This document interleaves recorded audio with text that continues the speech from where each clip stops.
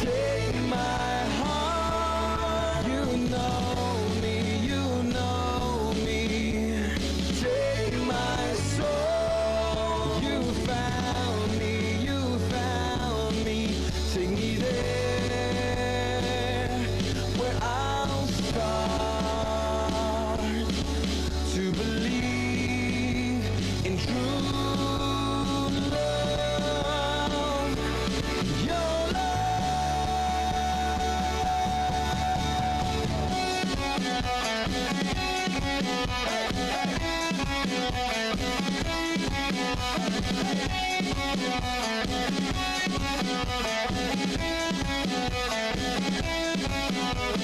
from the east to the west, Lord, your name be manifest in my world, in my world.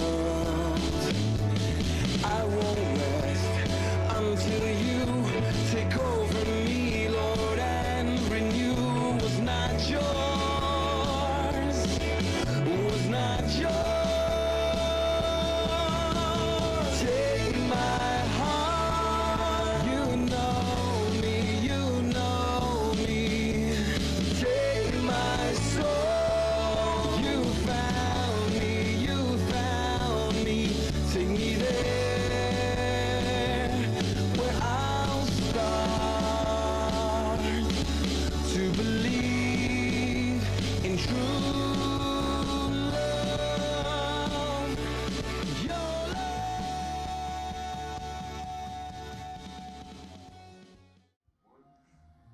Good evening, ladies and gentlemen. It's another Friday night, and I got some money. How y'all doing tonight? Hello. Tonight is another edition of The Heart of the Matter.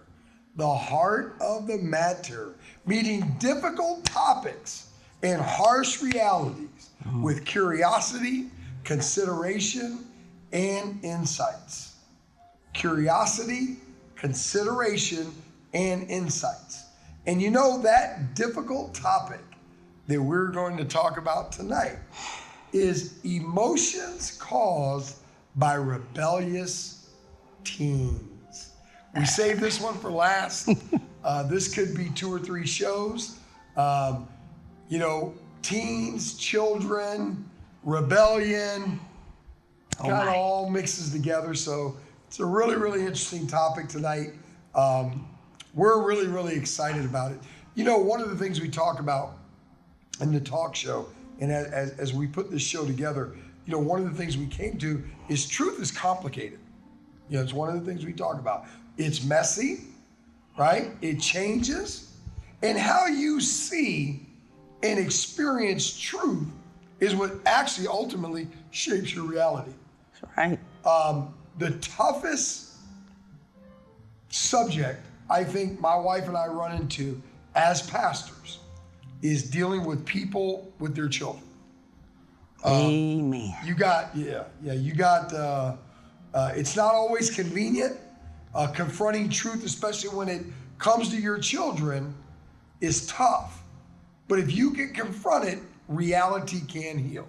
So when there's issues, reality really, really can heal. One of the things that we find, Jeremiah, it might be good if you turn that clock on. One of the things that we find is that we find really 2 totally separate spectrums. Number one, we find parents that are in total denial. They think they've done a great job. Right. They think their kids are doing a great job. And they think everything's good. Right. The teacher's crazy. She don't know what the heck she's talking about.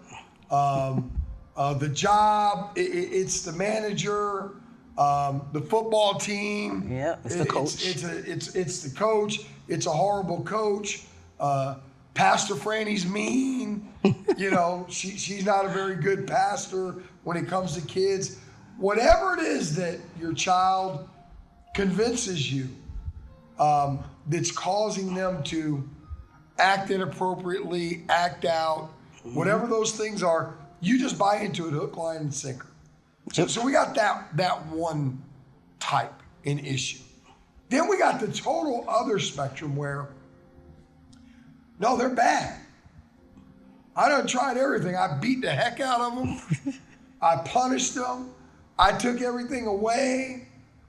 But they're just bad, Pastor. I believe that's the way they were born, right? Yep, strong-willed child. Strong-willed child. And that parent, we're constantly counseling that, you got to hear your child. You got to spend time with your child. Discipline your child. Yeah, there's very seldom that middle ground, right, where it just needs a little tweaking. Hopefully before it's too late. Hopefully normally it's one end or the other. Right. But with God, I don't always ever think it's too late, but it will require some time and some years to get through some of the issues. Hopefully they come out on the other side. But if we start younger, we'll find, as we look at today, we can not have to deal with a lot of these things we're going to talk about. Yeah, so the way we're going to do this, and we're just going to let it play out. If it takes 2 shows, it's 2 shows. If it takes 3, it's 3. We don't want to rush through this. That's one thing we don't want to do. Amen. So what we want to do today is we're going to actually read to you guys some feedback that we've gotten from parents that have had challenging situations with their kids. We've gotten some feedback. We're going to read to you these different scenarios. We're going to talk about each scenario a little bit. And then when we get done in the second half of the show, we're going to give you 5 steps to very effective parenting. 5 steps, I promise you. These are right off of Pastor Franny's shelf. If you'll follow these 5 steps in parenting and you can hold true to them, they're really going to help you from having to experience a lot of these issues that we're going to read about tonight. Right. And later on. As for the next show or tomorrow or whatever, we're going to then talk to the people who, guess what, Pastor? It's too late. My kid is the devil. They are the exorcists. They're rebellious. They're defiant. They talk bad. They come in when they want. They smoke dope in my house. They come home drunk. They're just totally off the chain. Well, we have some stuff for you too. Amen. That's going to be a whole show in itself. So there is hope. There is a way to restore. Yes. We serve a God that's a restorer. The only thing we want to start you out with and let you know up front is that you have to view your children right out of the gate. You got to view your children as an investment. You have to view your children as, matter of fact, your greatest investment. Amen. That you're investing into. First of all, before you invest in anything, you read about it, you study it, you take time with it, you try to understand it. Mm-hmm. We got to be willing to do that with our kids. We got to understand as parents that God gave us no greater gift than our children. Also, I love, I forgot who said it, but he said, you either pay now or you pay later. So I said that. It's you. Yeah. You pay now Pay now or pay later, but you're going to pay. Yeah, you're going to pay. So we really do have to invest in our children. Yeah. We have to invest in our kids. They're worth it. They're worth it. Amen. And some of you parents are going to have to admit to yourself that you've made some mistakes. Some of y'all are going to have to repent. I had to repent to my kids. Yeah. I had done did too. some really bad stuff. So let me start off by saying this. Adolescence, because that's kind of what we're talking about teens, can be a difficult phase of life to navigate for both the children or the adolescent, teens, and for the parents. Defying the wishes of parents or of authority figures and testing the limits is normal for a teen that is growing up. It's a normal thing. It's a normal thing for your teen to test the limits of you, test the limits of authority figures, It's perfectly normal. Youths are typically trying to figure out who they are, number one. Number two, they're trying to establish their independence. And number three, they're trying to really express themselves. So there's three critical phases in a teenager's life. And that is, number one, he or she is really trying to figure out who they are. That's number one.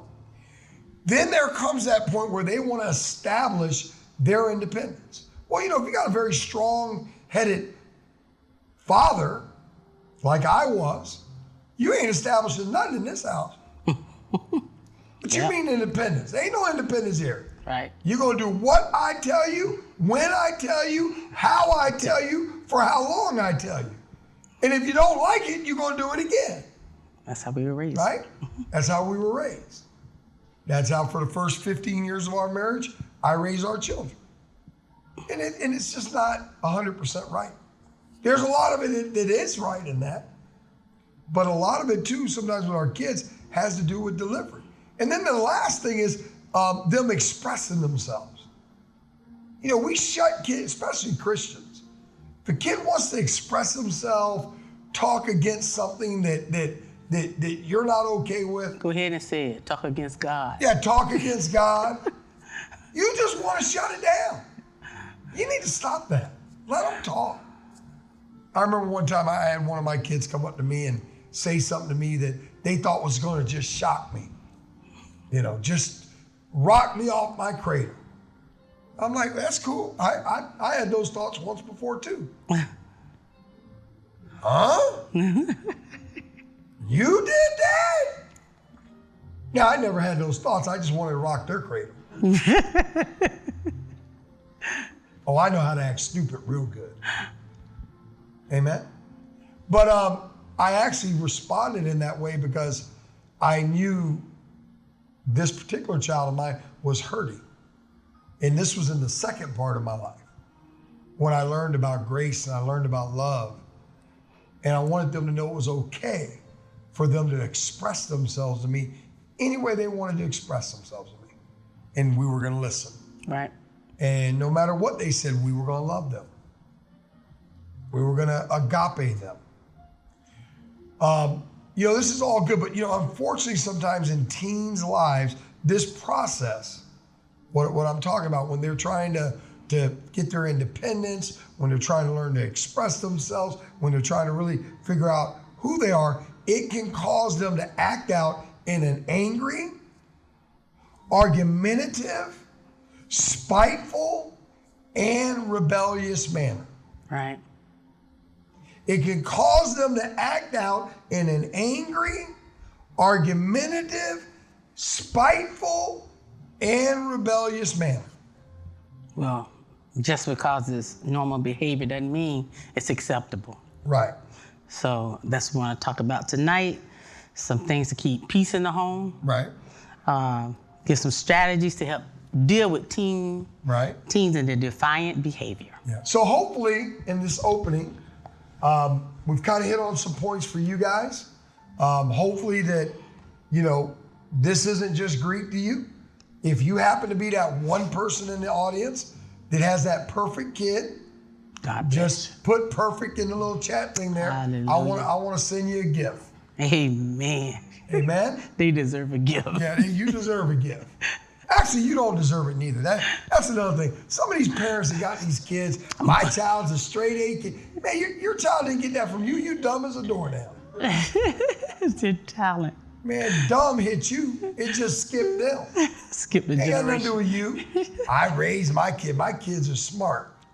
They ain't smart because of you. And being smart don't mean that your kids are trained to raise. I've seen some really bad, smart children. Or your kids are good. No, your child's just naturally Born passive. compliant. They're Yeah. just a Born naturally compliant. good kid.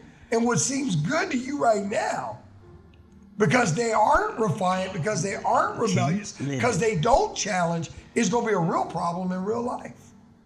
Because what's going to happen to them? They're going to get ran over. They're going to get taken advantage of, right? Right. They're going to be pushovers. So Always y'all, trained. we got to understand there's got to be a balance here.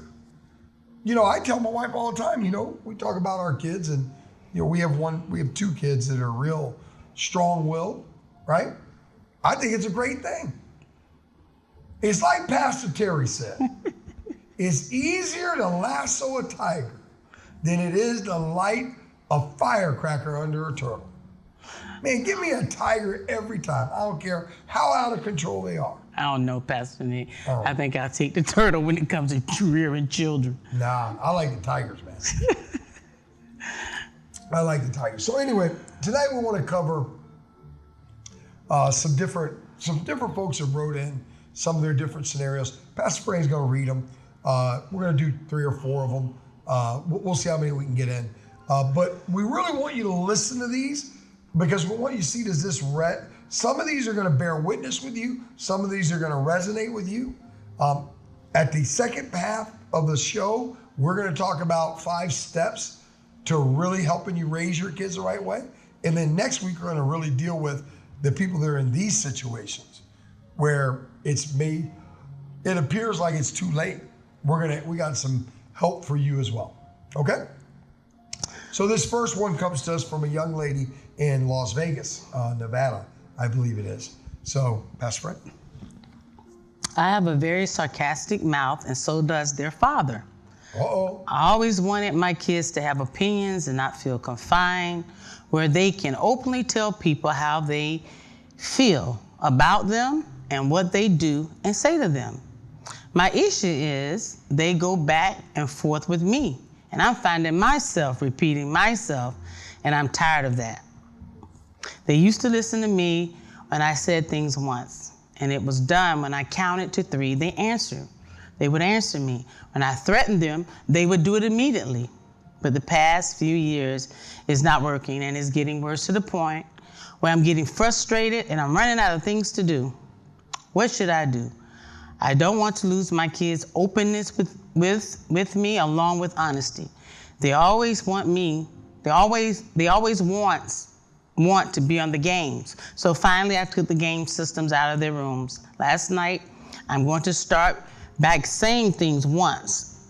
And if it's not done, then they will start writing sentences on living up to the fact that they will listen more. I take their phones daily when they get home anyway. If you have any suggestions, please tell me what is best for 10 and 13-year-old boys. Does that sound like anybody? Hello. So the problem here is this parent started wrong. These kids are only 10 and 13. The 13-year-old is now reaching the age where he should be able to express how he feels about things that he doesn't like or be able to start to have an opinion. When your kid hasn't even reached the teenage years yet, it's really not time for them to have an opinion. It's time for them to be given an opinion. Right. I mean, she said to the point that they can say what they want to anybody, so where's the authority? Right. To any person, how they feel, and tell them what they think. Right. So I'm seeing here now, that's why they're battling with her. Right. Back and forth. I mean, that's where she's trained them. Right. So where's the authority? Yeah. You have to understand, Respect. Children are children, teens are young adults, and any kid that's over 18 or graduated from high school is in adulthood. And all 3 of those have different ways that you treat your kids. Different seasons, right? Different seasons. So when a child is a child, and that's under the teenage age, they have to have structure. They have to have authority. They have to have set, defined boundaries. Now, I'm not telling you, now let me show you the example of this that I thought the old days went too far. Where in the old days, you wouldn't explain anything to the kid. Nope. A parent didn't ever give a kid an explanation. I don't know if I agree with that. I don't think that a kid should be formulating his own opinion, giving his own opinion, but I do think that when a child does confront a parent about something, if the parent feels the child is confronting them in the right way, I do believe now that it's okay to help them understand. But one thing Pastor Deborah always taught us, there is a difference in asking a question and questioning. Right.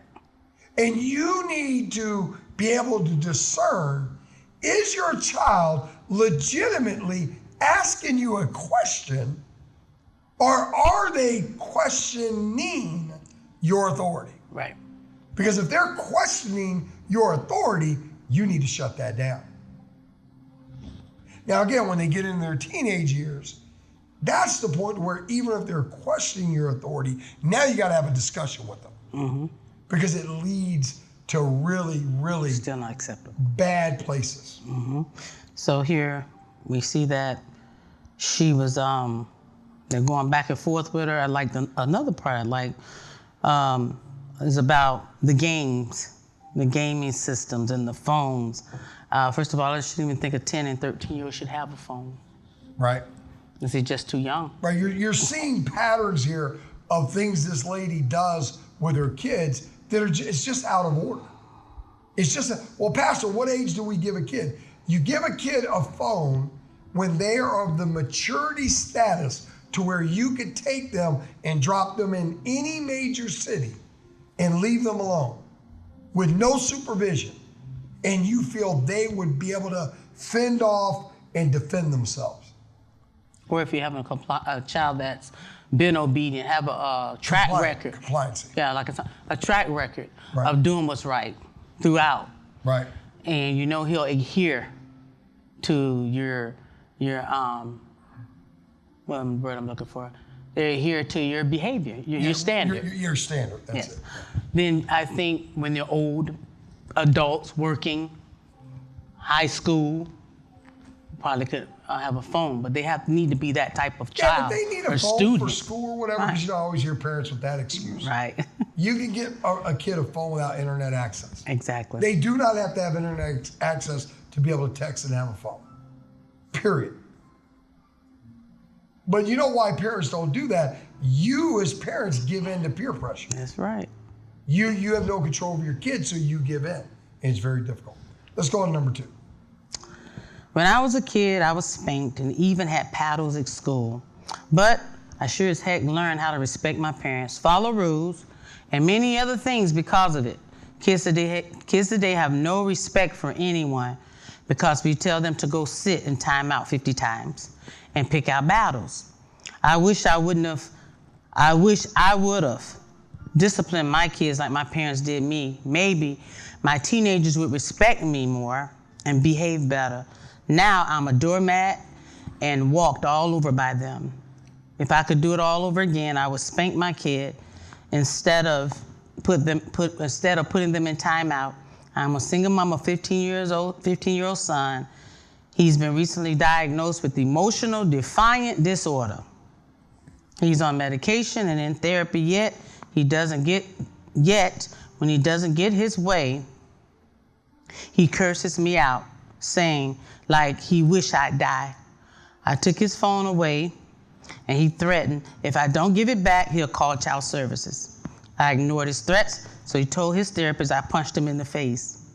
Even though the therapist knew it was a lie, he told me he had to call Child Protective Services. How am I to cope with this is breaking my heart.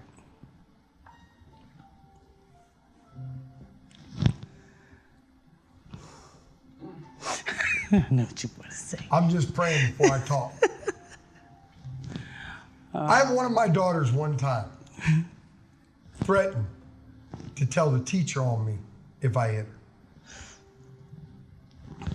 I proceeded upstairs, I got the belt, I came down, and I tore her red behind up. I made sure that there were plenty of marks, whelps on her. Made sure she saw them, took her to the mirror, showed her where every one of them was. And I told her, I pray tomorrow when you go to school that you show this to somebody at school and report me. And let me make one thing abundantly clear to you. If you do, you will never, ever, ever come in my house again. ever. How old was she? Like 50? Pastor, how can you do that? Well, first of all, that was BC, before Christ. So I probably handle it a little bit differently right now. But I really don't know that I would have. You can never, ever allow your child. This right here, this is almost a lost cause. It really is. This requires, this is when you're OD'd and you stick the EpiPen into your heart, that's where this is at. This needs major attention.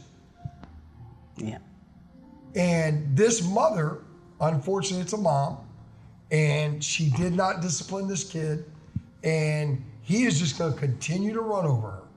So that scenario isn't going to do her any good.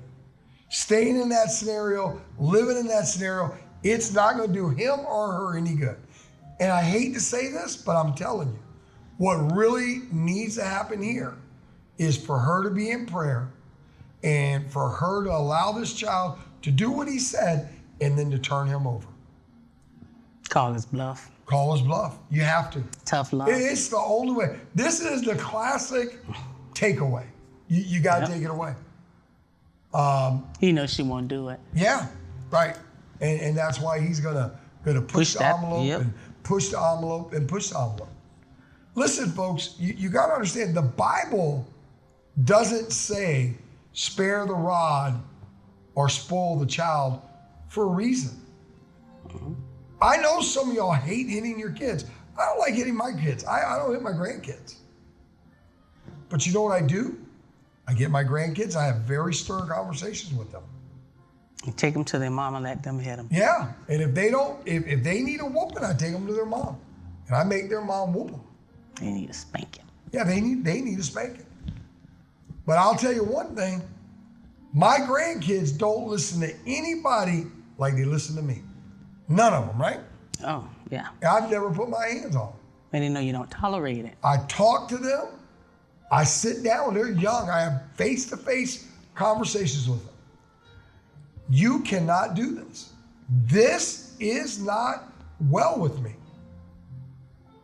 And you can't do it. So it starts very young. You're going to really, really have to get in there and work with these kids. And when you run into that scenario, we're going to talk about these more next week, how you deal with these, because there is a way to come back from the dead, I call it. There's a way to get things back in control and get things back under order. But that one is pretty far out there. And the Bible says that spanking drives the foolishness out of a child. Right? Spanking drives the foolishness out of a child. So when your child gets to be a teen and they're acting foolish, just ask yourself, did you give them enough? And let me tell you something, man.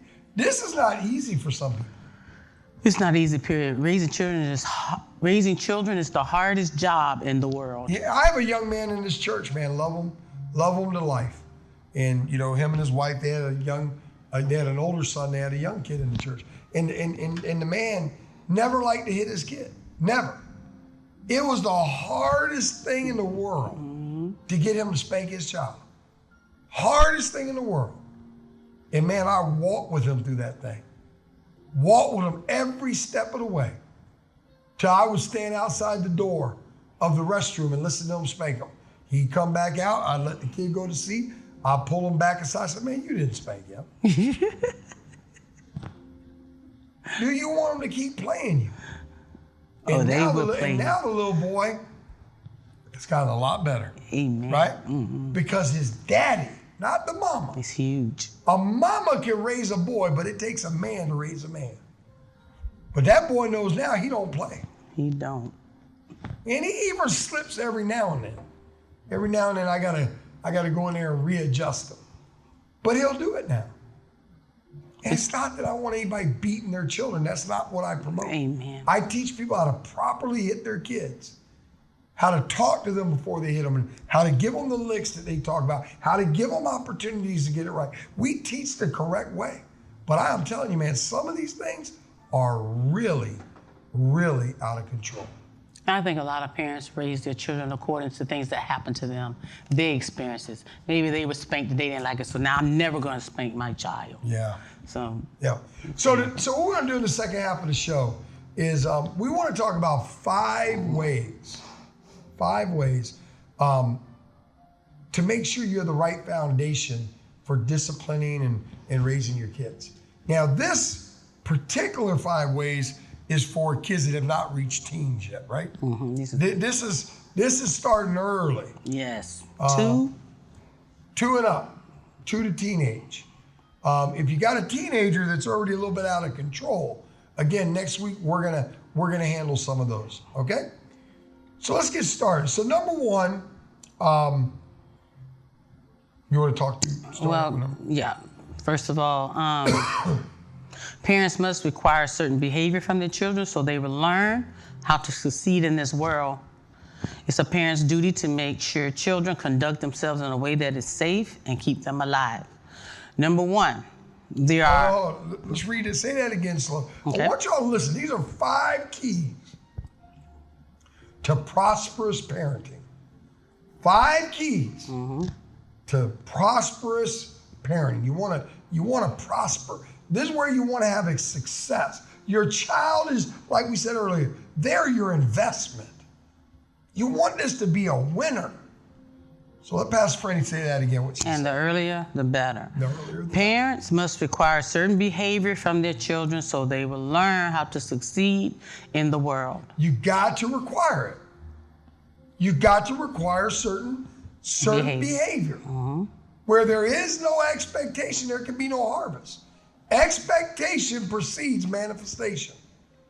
Where purpose is unknown, abuse is inevitable. You gotta let your child know why you're doing what you're doing. And you gotta set the expectation. Go ahead. It's a parent's duty to make sure their children conduct themselves in a way that is safe and keep them alive. You gotta think about that today, folks. You gotta think about that today. You got to think. I saw a young lady today in Miami Airport. It was on Facebook. She got in an argument with a cop. She's gonna step to the cop and get in his face to face, and start spitting in his face. What do you think's gonna happen? That'd be ugly. It's gonna end ugly. Now, thank God she ain't dead, but she got a good old Sally butt whooping. You know, you can get as mad as you want. The cop, I thought, was out of order. But like I told folks, if that would have been my daughter, she wouldn't have to worry about that cop whooping her butt. When she got home, I would have tore her butt up. And the heart of the matter is she doesn't respect authority. Authority. That's the heart That's of the the matter. real truth. That's the heart of the matter. Tough to face that, but that's the truth. Yeah, we can talk about the cop. I had a big conversation with a guy about this. I told him, I said, look, man, I understand the cop's wrong, but I can't change the cop. I can change my daughter. And that's what we got to understand. Keep going. Number 1, So this is number 1. Write this down. Take notes. This is going to be good. This is right off, man, this is Pastor Franny is the best with kids. This is right out of her playbook, man. This is Pastor Franny 101. So I encourage you to write this down. Go ahead. Number 1, we have to make sure that they are not a danger to themselves or others. You need to make sure that your child is not doing something where they're putting themselves or someone else in danger. You got to keep them alive and safe. Some of the things I thought about when I was raising the children, I didn't allow hitting, choking, pushing, kicking, running in the street. And today I'm finding a lot of kids come into the ministry, they punch, they hit, they kick. And a lot of times I've seen where children really hurt other children.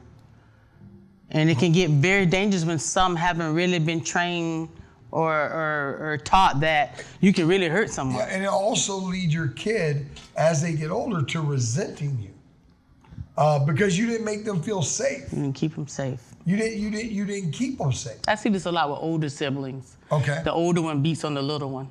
Or the older one always has to take care of the little one. Right. So they take that out. Yeah. animosity on the little one. on the young You one. got to realize you're the parent. That's right. It's your job. It's your job. You are the parent. I feel sorry for my little Zoe. She done learned how to walk up and down the stairs, and she want to walk up and down them stairs so bad. And now she's got it. She don't know what's getting ready to happen. Now every time Athena's downstairs Go get me. and she needs something, guess who's gonna walk up and down them stairs? Oh, it ain't gonna be long. So you're gonna be going, no, not yet. I don't want to go up those stairs. You don't want to yell or push them all the time, right? Parents are always Yes. yelling at the kids, Well, stop. pushing Stop. on them. Stop. And they don't ever get around to truly punishing. That's when we get to what the lady was talking So about. what do you mean punishing? Talk to us a little bit about that, because people you're punishing, and how do you punish? You deal with them. If they hit, they need to say they're sorry. If they're throwing things, they need to go clean it up. I see parents all the time, they'll go clean it up. No, you threw it, you're gonna clean it up. And I tell you, they will stop throwing things. If they sit there and make them pick up every piece, all that's punishment. No, it's not always a spanking. Right. It's not always a spanking. It's having, like I said, what's another good one? Having them apologize when they hit someone, having them stand in a corner Right. and make sure they do the time. I've witnessed kids come to this church that are totally out of order, totally out of, parent and child, totally out of touch with reality. And we'll sit them down and my wife will talk to them about what she's gonna do. And I've witnessed in 2 weeks, kids make a full turnaround. Kids are starving for somebody to be their authority in their life. It shows love. Yeah. It shows you care. That's true love. The Bible says who God loves, he what? He chastens. You know what? Love, to me, I got a new definition. It's the amount of effort you put in. Say that again. Love is the amount of effort you put in. Love is the amount of effort, the amount effort. of work you put into things. That's what love is. So we got to think about that. I'm going to just leave this one right here. We're going to get on to number 2 because we got to keep going. But one thing I want to say to you folks, and I really, really want you to hear me, because this is paramount right now. This is life or death right now for your kids. Please don't ever talk about an authority figure in front of your children. Please don't ever talk about law enforcement in front of your children. Tell them they're bad. That is not truth. Don't tell them their teacher don't like them. Don't tell them their coach don't like them. Don't tell them their Uncle Junebug or their Uncle John don't like them. Don't talk about authority figures in front of your children. It's detrimental. It is the most detrimental thing you can do. All right? Number 2. There's one more thing I want to say to that. The children will lose respect for you when you give punishment and you don't make sure it's carried out. Ooh. And that's why they push the When you envelope. give punishment and you do not follow through on it, your children will not respect you. So stop talking about you're going to take their phone away for a year. And you know you ain't taking it away for an hour. Don't give those type of punishments because you're not going to make it. Right. Whatever you dish Think out, about own it before you do Yeah. it, before you punish. Make right. sure you can uphold it. Number 2, complies with the applicable family, school, culture. Children should comply with that. Right. You're not preparing your child if you don't require them to do that. To be compliant. Yeah, to the family, to the school, to your way of doing, your family, your culture, your way. Right. We're Christians. Right. So we taught our kids to be Christians. Right. So what's the Christian life? I taught my kids to forgive. It's not always easy to teach a kid to forgive, but you can. To share. I would tell them, don't always, a lot of the kids, they would come home and tell me things about you. Some of the kids don't have parents, 2 parents. Right. Some of the kids are not trained. You are. Right. And so you know what? Let's let them go. You need to forgive them. I started teaching forgiveness early. Forgive your sister. Forgive your brother. Right. Listen to authority. Right. That's something that was big in my family. You obey. The Bible tells us to obey. If you know, a lot of people don't believe in, I guess, God or Christians and Christianity and all that, but when you really look at Christianity and the principles, it is really teaching a child to be a great person. Yeah. We taught our kids you don't put friends before family. That's right. You see a lot of families believe in that. Oh.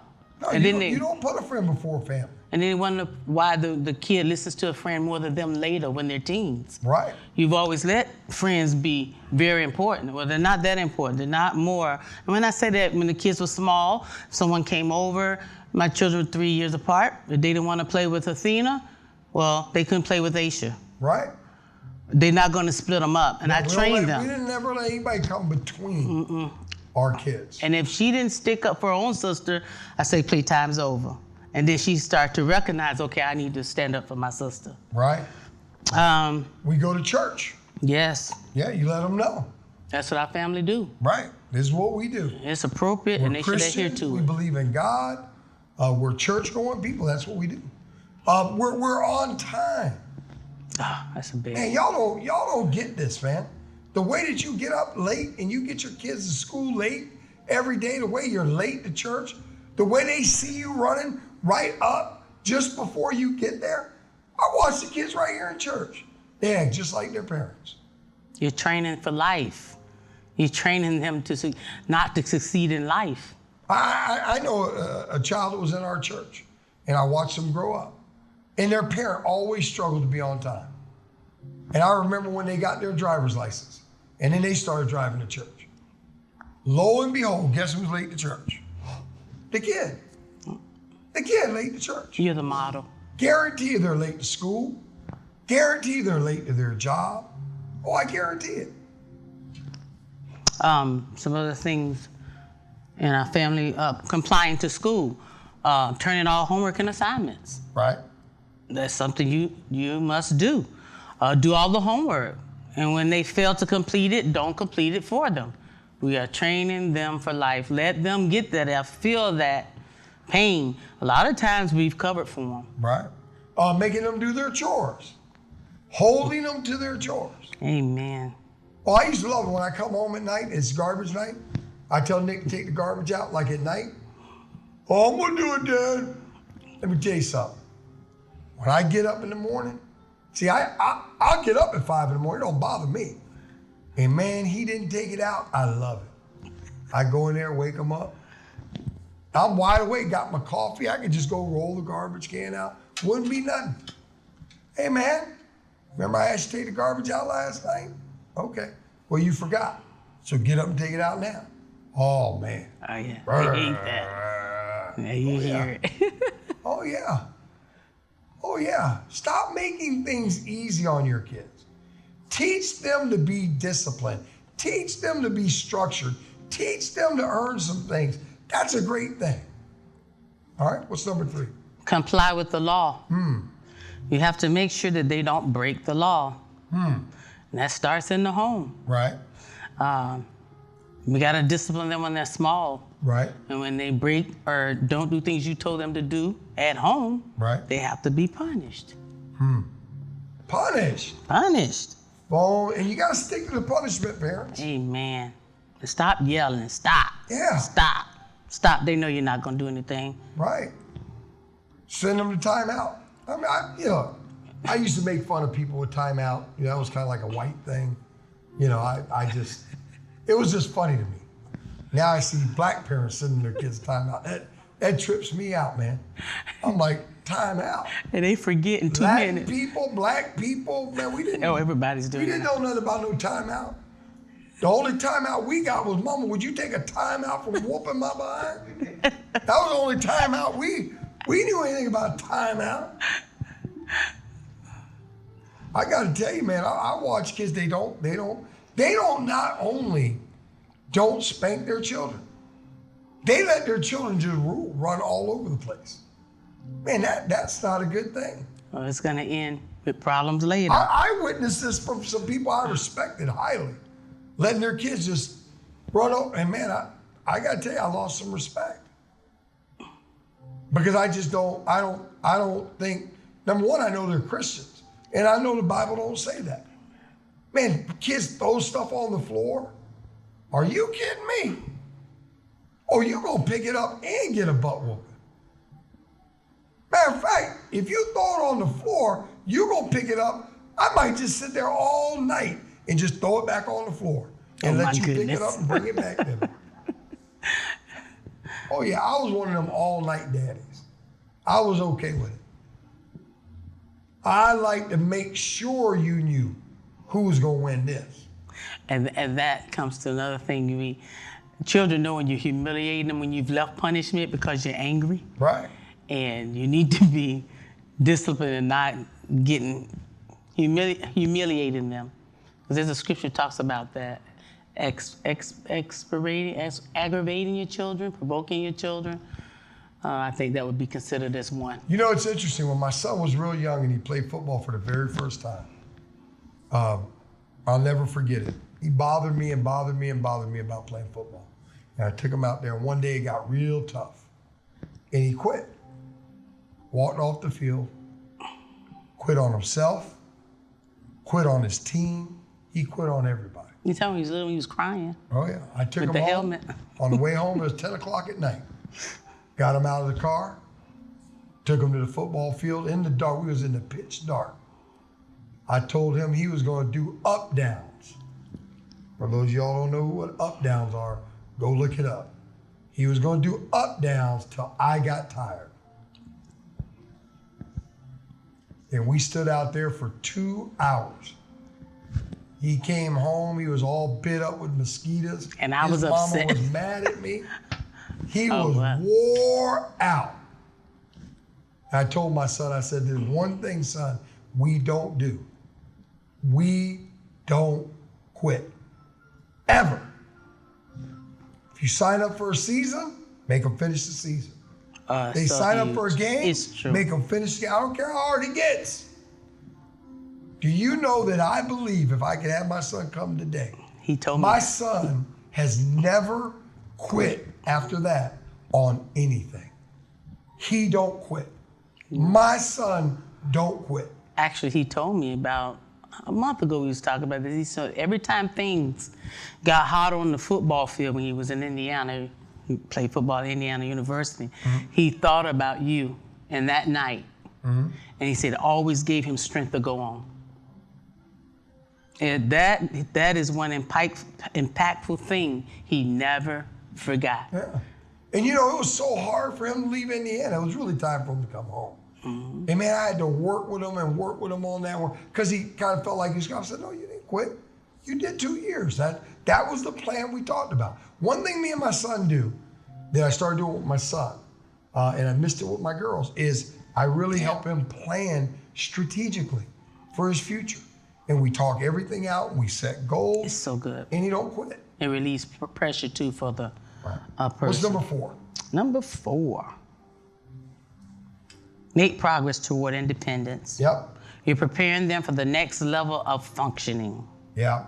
We got to move our kids through the stages. They're not always going to be kids.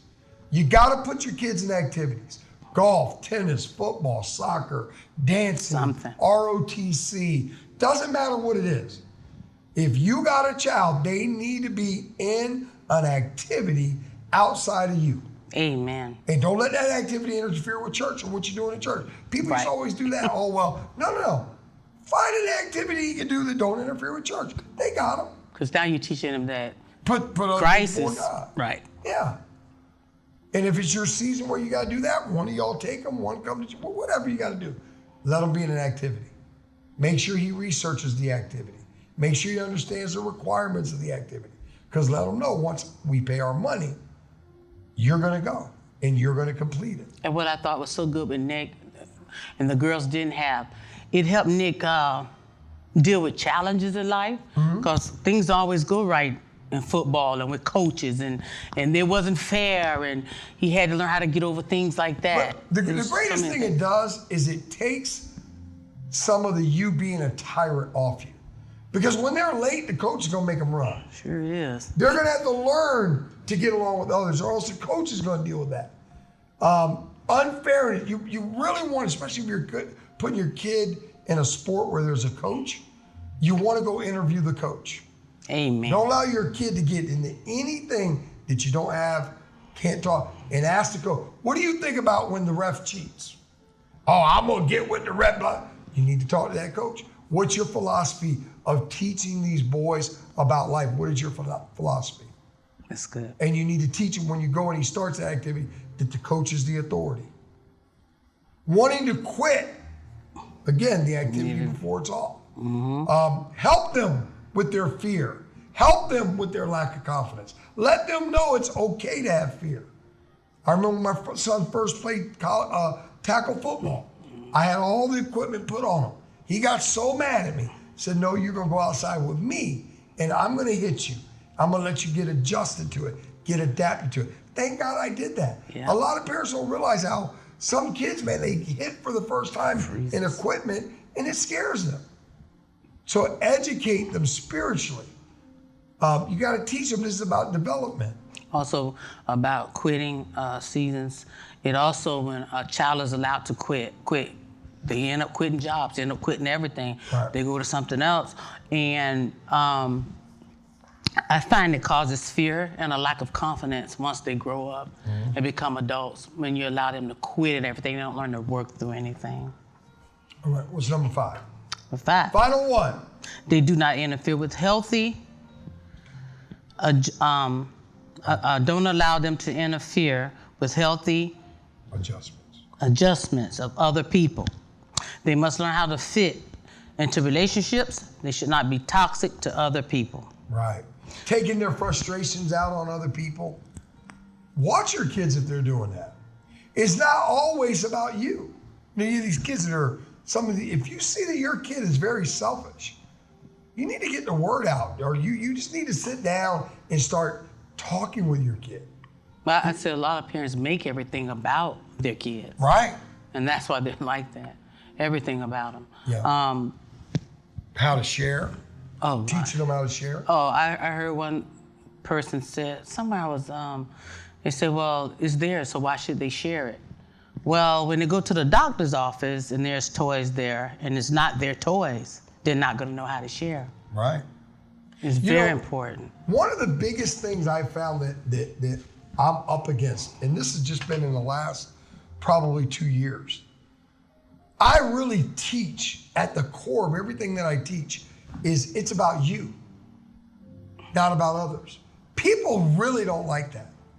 People really fight that. Mm-hmm. No, let's look at what they did. No. You can't affect what somebody else is gonna do. You can't make the teacher like your child. You can only teach your child that even if the teacher is against you, you gotta learn how to deal with that because you're gonna run into other people in life that are gonna be against you. And we don't, with the blame game, this starts here. They did it, no, what did you do? Right. I mean, this is at 3, 4, 5.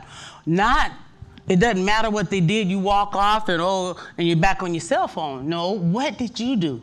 Right. Why did you do that? Right. You don't hear a lot of that anymore. So to recap the 5 things. Number 1, you need to make sure that your child is not doing something where they are putting themselves or others in danger. That's very important. Amen. The safety of your child is the most important thing. Number 2, you got to make sure that your child complies with the family, with school. Make sure that he can fit in with others.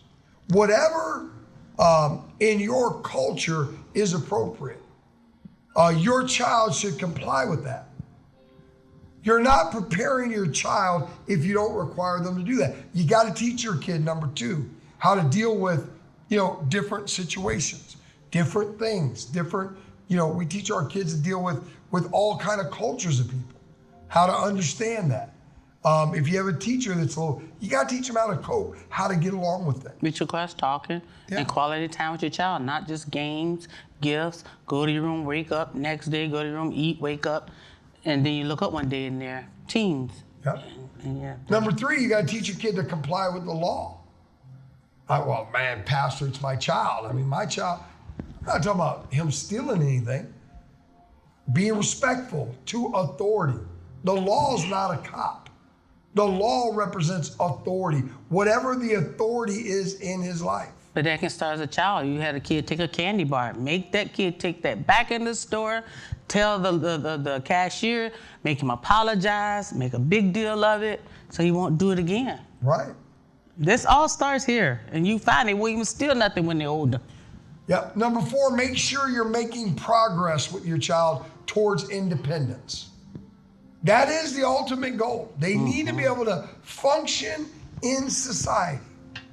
So making sure you're allowing them to be independent.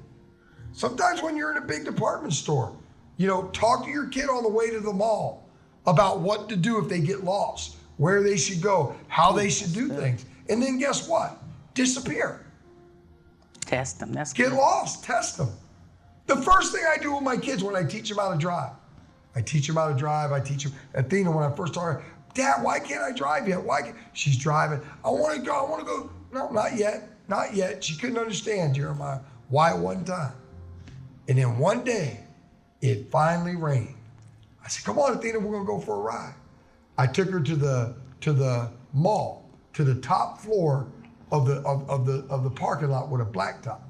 I said, now I want you to drive down this blacktop, and I want you to get up to 60 miles an hour. Why, Dad? I just want to see if you can hold it in the road. Okay, Dad. She's driving 60 miles an hour. Stop! I yelled like that. What I do? I saw what she did. She put her foot on the brake. The car started swerving, right? What was I doing? I was testing her. I'm getting her ready. You don't think she's ever going to experience that? They will. She's got to learn how to deal with it. Drove her down a wet road with, where the road grabs your car and pulls you off. Teach them how to do those things. Also, in the home, I found a lot of parents, moms, we cook for them to the end. We wash for them to the end. They don't know how to fold clothes, make beds, sweep a floor, Right? all this. That's all preparing them. Yeah, when they go to college, you for won't the be next there. level. Number 5, do not interfere with healthy adjustments of other people. In other words, your kids are going to experience some other things. Let them go through that. They must learn how to fit in relationships. Let them have some issues in their relationships. Let them have some ups and downs. It's okay.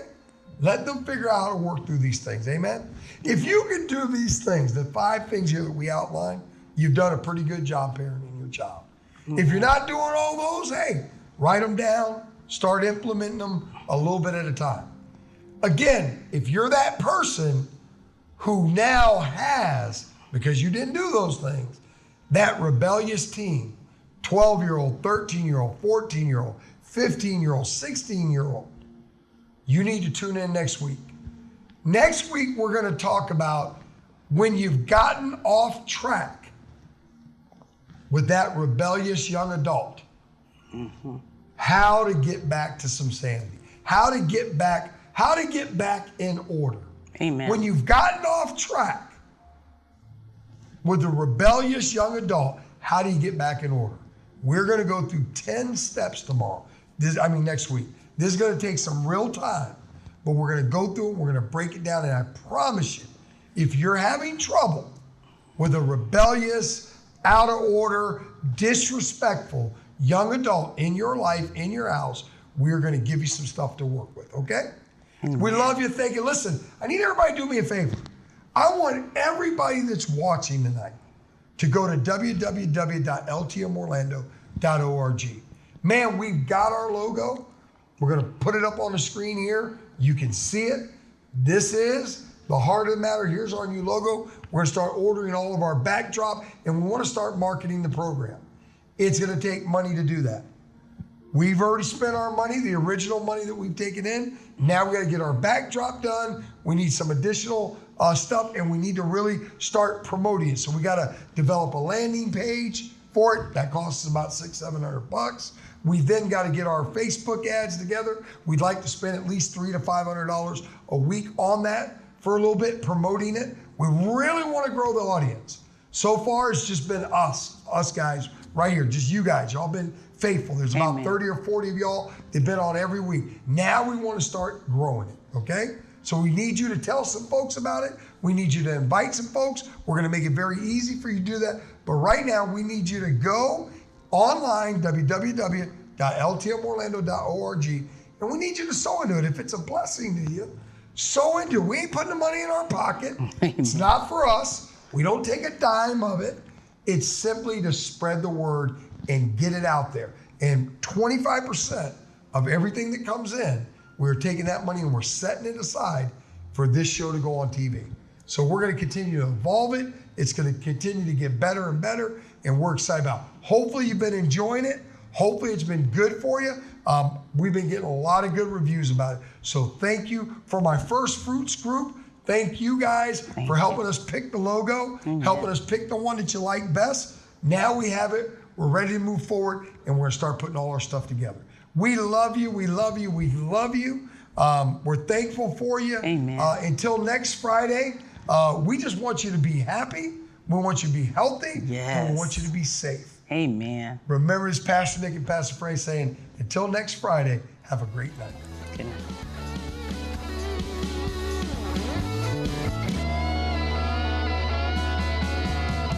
Take my heart.